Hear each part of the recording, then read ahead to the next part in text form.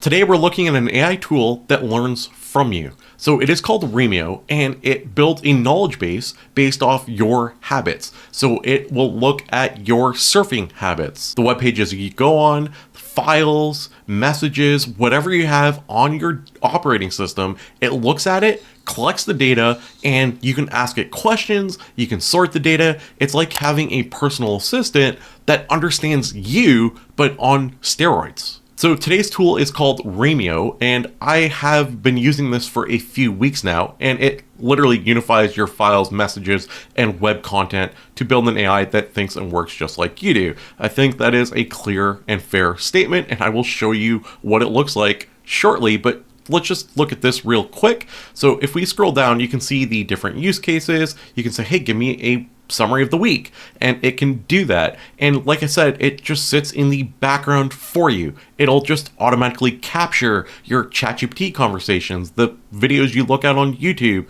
And I know this might sound creepy, but it is extremely helpful, and all the data is stored locally on your device. So it's not really going out anywhere, it's stored locally, and then you can just process the data that you need depending on what questions you're asking. So it is a really cool and really powerful tool that literally learns from you. So let me flip to my Mac and let me show you what this looks like. So I have Remio installed here, and this is what it looks like on the homepage. So we can ask it anything. So we can just start asking a question like, hey, how are you? And this works exactly like Claude would, or whatever model we pick. And you can see the number of models we can select. Advanced models, we have a limit of 10 times per day, but the basic models, we have a lot more usage. So let's just pick 2.5 flash, it's pretty good. We can hit go, send, and it is just sending our prompt. So nothing special, nothing fancy just yet, but you can see here, we can actually enable your knowledge in Remio. So we can enable that, and now it has a background of things that I've done on my computer, and now we can ask it questions. We can also click at, and we can embed a file that we have. So you can see here I've been playing around with HeyGen files, and that is there, and we can add those files to the chat, and we can talk to it. We can also say here, what's this affordable pricing? And this is just a website that I was looking at, and can you give me a summary of the pricing? And let's just type that up properly, and we can hit enter. So I didn't actually put this in history. It automatically added it to the history of Remio. Because I've had this running for a while, you can see that it just kind of collects all the different data. So I was looking at the HeyGen API pricing, and you can see here, I can see the pricing of HeyGen, and that's pretty cool. So we can click all, and you can see all the different little notes we have. And you can see here, I was actually looking to buy DisplayPort to HDMI cables, and you can see all the different notes. We can click one, and this is just a link to an AliExpress link that I was looking at, and it gives you like a nice little summary. It tells you when it was created. You can kind of see it all here. And again, I didn't add this to my document list. It did this automatically. So now I have a nice little history, and I can ask questions. I can ask follow-up questions. I can create a comment.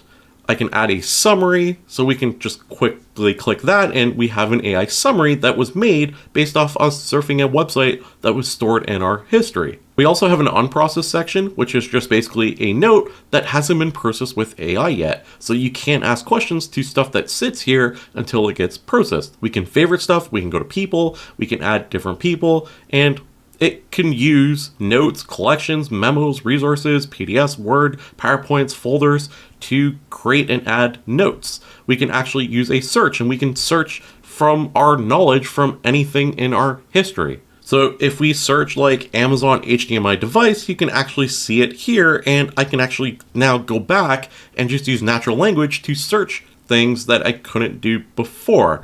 We also have something called sources. So there is a browser extension we can have and we can use, and I'll show you what that looks like in a sec. We can actually add folders for our local files. So let's say I added a folder, and let's say I added this nameless folder, and we can hit open. It is going to import all the files in nameless into the all, or really into unprocessed, process them, and then import them into all, where I can start asking questions to files specifically. I can incorporate Slack, I can incorporate YouTube, I can incorporate large language models like ChatGPT by adding the extension, as well as Google Docs, WeChat. I can even import notes, and there is some tips to get started. You can also set up Slack. So if you click Slack, you can actually hit add workspace. It will link you to Slack, and you can now pick the channels you want to use. You can pick the different people, you can hit confirm, and it will load your Slack channel in. And now you can ask questions specifically about Slack, which is absolutely wild. So you can say, hey, what's on my to-do list, or whatever you want to ask. It will just start working with your Slack, and you have AI built into Slack now that works with the rest of your computer.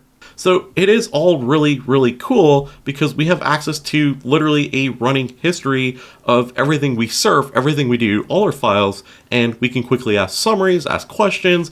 It is pretty neat. Now let's go to Chrome, and you can see here on the right, we have this little icon. So we can click this and we can get an overview, and it's just going to ask Remio for an overview of the page we're on. So you can see here, we're on the Wikipedia page, and it says, hey, it's asking for donations, the appeal for support for donating to Wikipedia, and it kind of gives us a nice summary of everything. But let's try this again, but with like a page of someone. So let's pick Joseph here, and let's try the summary again just to see if it can be a little bit better. So we're going to come here, we're going to say overview, and now we're going to get an overview of this page, and it's going to give us a summary, so we can go through and read all this.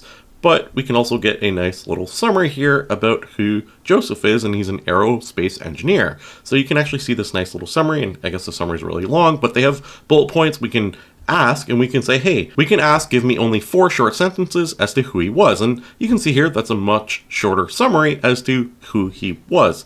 So we can actually save this as a note now that will be in Remio as a note, and we can actually see our little summary now, and that is saved so we can actually use it in future. If you notice, there's also this button here that says add to aerospace, and we can add it to a collection. So now under all, if you come up here, you can actually sort by whatever you want. So we can just sort by specific things. So we can turn on this collection with manual collections that we've created. We can sort by specific collections. So you can actually see my different things. You can see the one we just made, which is here. And we can actually like add notes. We can expand on it. We can actually even add our own notes, which is kind of important. So imagine note taking, but on steroids with AI that's built in, collecting data that you can talk to. Now let's come back to our Wikipedia search. We can highlight a word, and you can see here, ask AI. We can create a highlight, so we can highlight this part of the page, and then we can even add a comment. So we can say, hey, research a city. We can save this,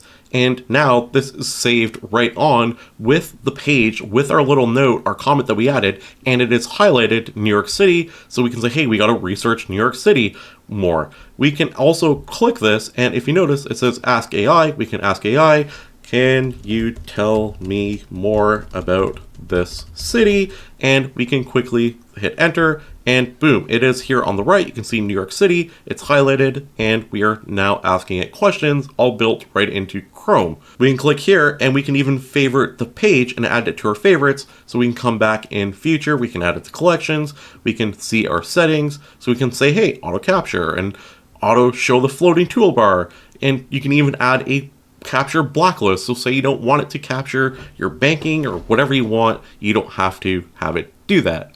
Just to reiterate, it stores all your data locally, and the only relevant information is sent to the large language model for ask or the summarize feature. So the data is not used for training, and you can even connect your own large language model API key for 100% data privacy, which is important, especially considering it is accessing pretty much everything.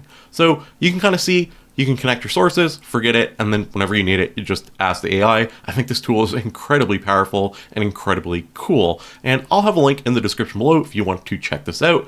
I love the fact that it's like synced with your documents, so it can recall conversations, agreements, anything you have that's a document, you can access, you can recall, you can ask questions. It's like having a really advanced search based off all the files you have on your computer, and it's all on demand. So if you install it, you forget about it, you come back to it, you're like, hey, what was that thing I was looking up? It can do that.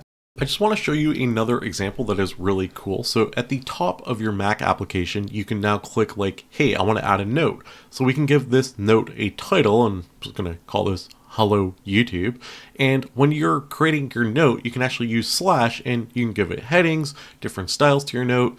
You can make like checkboxes, lists, all sorts of stuff. So we're going to make just like a quick little checkbox here just to show you how this works. But now we have a note that works in Remio that we can like ask in future us. If we want to ask AI, hey, check over this note for us, we can do that as well, which is really cool. So let me show you something else. So you can see the other options here, but let's go to a YouTube video real quick. So let's just minimize this. And you can see here, we can save this to our Remio collection in many different ways. We can drag it up and down. This is the Chrome extension again. And you can see here, we can say, hey, we want to save it. On YouTube specifically, you can actually see a little icon that you can also save it to your collection, and that is beside the pause icon, and you can see I'm clicking it now, and that works as well. Where it gets really cool is you can click the green Remio button, and now we can say, hey, can you just give me a summary of this video? So I've done nothing. I didn't have to watch this like 50-minute video from OpenAI, but now I have a nice summary, and you can see the different models we can pick from, but now we have a nice summary of this entire 50-minute video without having to click in or view it or anything, and it's just really built into Chrome, so it's like really fast with our little floating bar that we have, and just like that, we have our summary. We can copy it, we can add it as a note, we can always come back and access this later. Future us can access this and say, hey, this is really cool. We want to see this note that we made or this video summary that we saw. Hey, let's search for it, or I want to find something out of it. So Remio is collecting all this data all the time in the background, and it's like useful when you need it. I'd love to know what you think. Leave a comment down below. I think it is incredibly useful, especially considering everything is stored locally. There's nothing going out. So that's a positive, because that was something that was like really worrisome for me. I don't want my data like spread out everywhere across the web, but the fact it's stored locally is a positive. I think the fact that I can install it and then in the future, I can say, hey, I really need to look at something. I can always go back and use it. I don't have to necessarily remember that it's installed until I really need it, which is kind of cool. So it's kind of like something you can do proactively. I think it's a cool tool. I don't know. Let me know what your thoughts are down below. If you guys enjoy content like this, don't forget to subscribe. I cover AI on a daily basis. Don't forget to like the video. It tells the algorithm you enjoy this type of content and you want to see more of it. Thanks for watching, and I'll see you next time with another AI video.